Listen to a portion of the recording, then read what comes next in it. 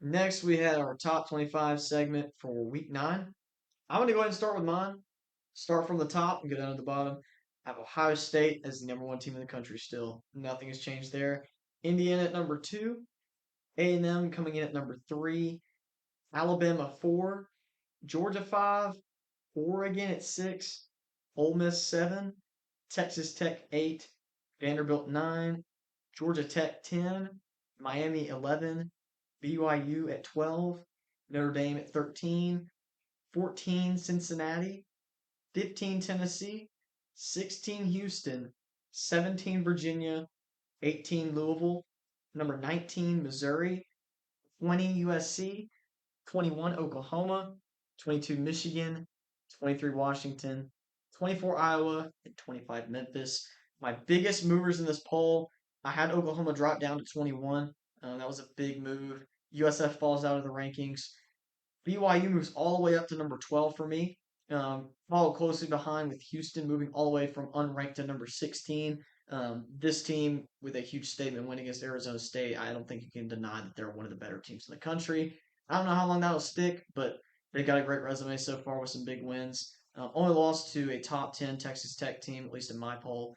So I carry that loss pretty highly. Vanderbilt has broken into my top 10 as the number 9 team in the country, following Texas Tech and Ole Miss. Pretty stinking cool. But those are my biggest movers right now. Cincinnati has made their way into the top 15 as well. I fully anticipate some of these teams to probably meet their demise, but as of right now, they have the best resumes to me. All right, so number one, I also have Ohio State. Number two, Indiana. Number three, Texas A&M. Number four, Alabama. Number five, Georgia. Oregon at number six. Ole Miss, number seven. Number eight, Vanderbilt. Number nine, Miami. Number 10 is Notre Dame. 11 is Texas Tech. BYU is 12. Tennessee is 13. Georgia Tech is 14. 15 is Cincinnati. 16 is Missouri. 17 is Oklahoma. 18 is Houston. Utah at number 19. USC at number 20. Number 21 is Michigan. 22 is Washington. 23 is Iowa. And at number 24 and 25, I have Virginia and Louisville. That's a lot lower than most people have these teams, but they've been skating by recently, and I genuinely just think these teams are not very good. And if either of them slip into the playoffs, they're going to get skull drugged, in my opinion. Louisville with the great one over Miami, but Miami really just handed that to them on a silver platter, and that's just a typical Mario Cristobal coaching disaster class game. That's what I'm going to chalk that up to. But that's the only really outlier on my poll. I did have Houston jumping up to number 18 after being unranked, and I have Cincinnati at number 15 now. Not sure where I had them last week, but it wasn't nearly that high. But yeah, Virginia and Louisville, I have very minimal trust in these teams, especially Virginia. Yeah, I fully anticipate them to be sliders in my poll as well. I had them at 17 and 18, given the head-to-head win with Virginia.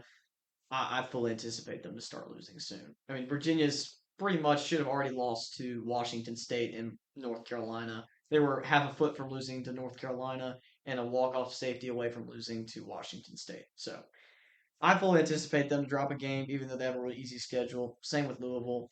They'll find a way to lose. Next, we've got our Call the Dogs segment. My pick this week is New Mexico.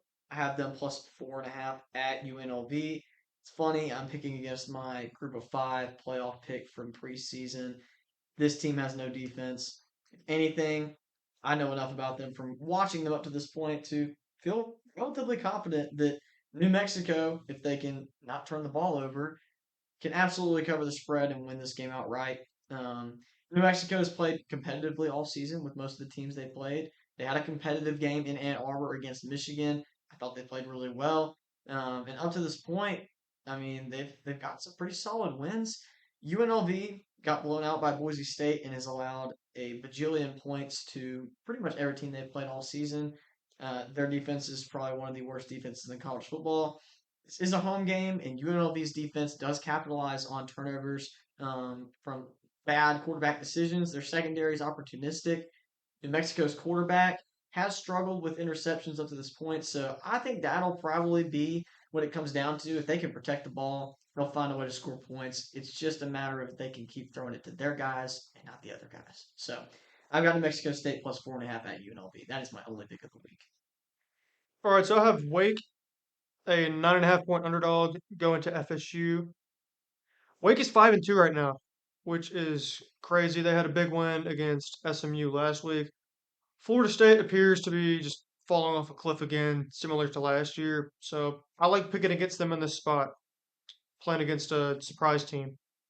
And then I also have Delaware. They're going to Liberty, and Liberty is favored by 3.5. Liberty, very disappointing team this year. They're not very good at all. I think they're still being a little bit overrated by Vegas. Delaware is a sneaky solid team, and I think they go to Liberty and pick up a win here. Yeah, I like that Liberty pick the most. I think out of all three of these. It's funny. Liberty's still getting points right now, being 3-4 against a team like that. I just go back to the preseason when we were talking about a group of five teams that were going to have a chance, and it never occurred to me that Liberty would have a chance, and obviously they haven't at this point.